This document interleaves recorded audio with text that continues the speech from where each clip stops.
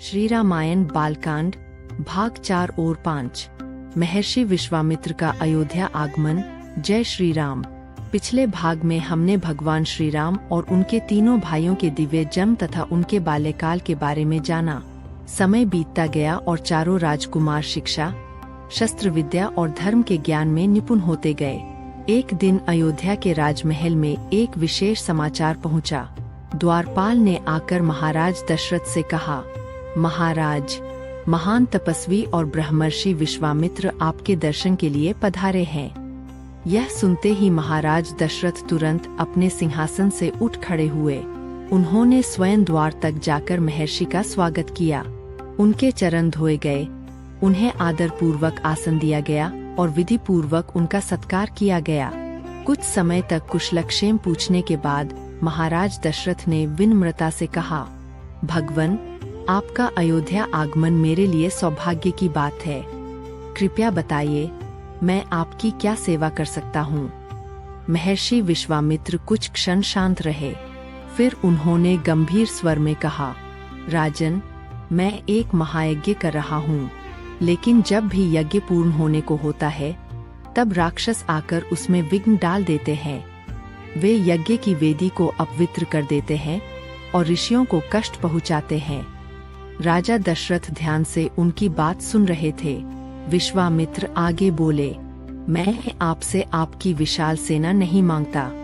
मैं केवल आपके ज्येष्ठ पुत्र श्री राम को अपने साथ ले जाना चाहता हूँ। उनके साथ लक्ष्मण भी रहें तो अच्छा होगा। यह सुनते ही महाराज दशरथ का हृदय जैसे थम गया। वे सोचने लगे, राम तो अभी किशोर अवस्था में हैं। उन्होंने अभी तक किसी बड़े युद्ध का सामना नहीं किया। वे भयानक राक्षसों से कैसे लड़ेंगे। राजा की आंखों में एक पिता की चिंता स्पष्ट दिखाई दे रही थी। उन्होंने हाथ जोड़कर कहा, भगवन, यदि आवश्यकता हो तो मैं स्वयं अपनी सेना लेकर आपके साथ चलूंगा, लेकिन राम अभी बहुत छोटे हैं। मैं उन्हें अपने से दूर नहीं भेज सकता। महर्षि विश्वामित्र मौन रहे। तभी सभा में उपस्थित कुलगुरु महर्षि वशिष्ठ ने मुस्कुराते हुए राजा दशरथ से कहा, राजन, आप भूल रहे हैं कि आपके सामने कौन खड़े हैं। महर्षि विश्वामित्र केवल एक ऋषि नहीं, बल्कि महान तपस्वी हैं। उनका निर्णय व्यर्थ नहीं हो सकता। वशिष्ठ के शब्द सुनकर दशरथ का मन धीरे धीरे शांत हुआ। उन्हें विश्वास हो गया कि यह सब किसी बड़े उद्देश्य का भाग है। उन्होंने श्री राम और लक्ष्मण को सभा में बुलवाया। दोनों राजकुमार विनम्रता पूर्वक आए और पहले अपने पिता, फिर दोनों महर्षियों को प्रणाम किया। महाराज दशरथ ने स्नेह से कहा, पुत्र राम, महर्षि विश्वामित्र तुम्हें अपने साथ वन ले जाना चाहते हैं। वहाँ तुम्हें उनके यज्ञ की रक्षा करनी होगी। श्री राम ने बिना किसी संकोच के उत्तर दिया, पिताश्री, आपका आदेश और गुरुजनों की आज्ञा मेरे लिए सर्वोपरि है। मैं प्रसन्नता से महर्षि के साथ चलूंगा। लक्ष्मण तुरंत बोले, भैया जहाँ जाएंगे मैं भी उनके साथ रहूंगा। सभा में उपस्थित सभी लोग दोनों भाइयों की विनम्रता और कर्तव्यनिष्ठा देखकर भाव विभोर हो गए। विदा का समय आया। महारानी कौशल्या ने श्री राम के मस्तक पर तिलक लगाया और आशीर्वाद दिया। महारानी सुमित्रा ने लक्ष्मण को गले लगाया। महाराज दशरथ ने दोनों पुत्रों को हृदय से लगाया, लेकिन उनकी आंखें नम थीं।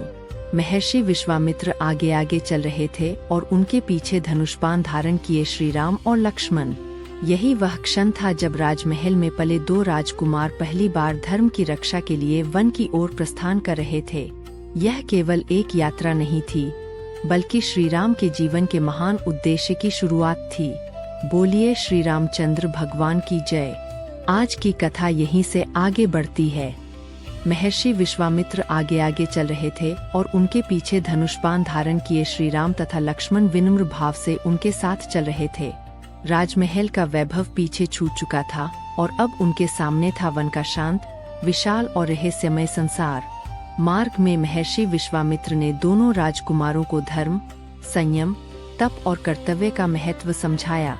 वे जानते थे कि केवल शस्त्र चलाना ही पर्याप्त नहीं, बल्कि उनका उचित समय और उचित उद्देश्य भी समझना आवश्यक है। कुछ दूर चलने के बाद वे सरयू नदी के तट पर पहुँचे।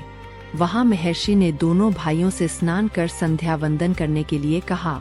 संध्या पूर्ण होने के बाद उन्होंने श्री राम और लक्ष्मण को अपने पास बुलाया। महर्षि विश्वामित्र ने कहा, हे राम, मैं तुम्हें 2 दिव्य विद्याएं प्रदान करता हूँ, बला और अतिबला। इनके प्रभाव से तुम्हारे शरीर और मन में थकान, भूख और प्यास तुम्हें विचलित नहीं कर पाएंगी और कठिन परिस्थितियों में भी तुम्हारा धैर्य अटल रहेगा। श्री राम और लक्ष्मण ने अत्यंत श्रद्धा से गुरु का उपदेश ग्रहण किया। उन्होंने विनम्रता पूर्वक प्रणाम किया और उन दिव्य विद्याओं को स्वीकार किया। यह केवल शक्ति प्राप्त करने का प्रसंग नहीं था, यह गुरु से ज्ञान प्राप्त करने की पवित्र परंपरा का प्रतीक था। जब शिष्य विनम्र होता है और गुरु योग्य होता है, तब ज्ञान केवल शब्दों से नहीं बल्कि संस्कार के रूप में भी प्राप्त होता है। अगले दिन यात्रा पुनः आरंभ हुई। वन और अधिक घना होता गया। ऊंचे ऊंचे वृक्ष, पक्षियों की आवाजें और दूर दूर तक फैला हुआ सन्नाटा वातावरण को गंभीर बना रहा था। तभी श्री राम ने देखा कि वन का एक भाग असामान्य रूप से सूना और भयावह है। उन्होंने महर्षि विश्वामित्र से विनम्रता से पूछा, भगवन, यह वन इतना उजाड़ और निर्जन क्यों दिखाई देता है? महर्षि विश्वामित्र ने शांत स्वर में उत्तर दिया, राम, इस वन में एक अत्यंत बलशाली राक्षसी रहती है जिसका नाम तारका है। उसके भय से ऋषि मुनि यहाँ तप नहीं कर पाते और वन के प्राणी भी आतंकित रहते हैं। श्री राम ध्यानपूर्वक गुरु की बात सुनते रहे। उन्हें समझ आ गया कि आगे का मार्ग केवल यात्रा नहीं बल्कि धर्म की रक्षा का मार्ग है। यहीं से श्री राम के जीवन का पहला बड़ा धर्म कार्य आरंभ होने वाला था। अगले भाग में हम जानेंगे कि तारका कौन थी, उसका इतिहास क्या था और भगवान श्री राम ने धर्म की रक्षा के लिए उसका सामना किस प्रकार किया। बोलिए श्री रामचंद्र भगवान की जय। जय सिया राम।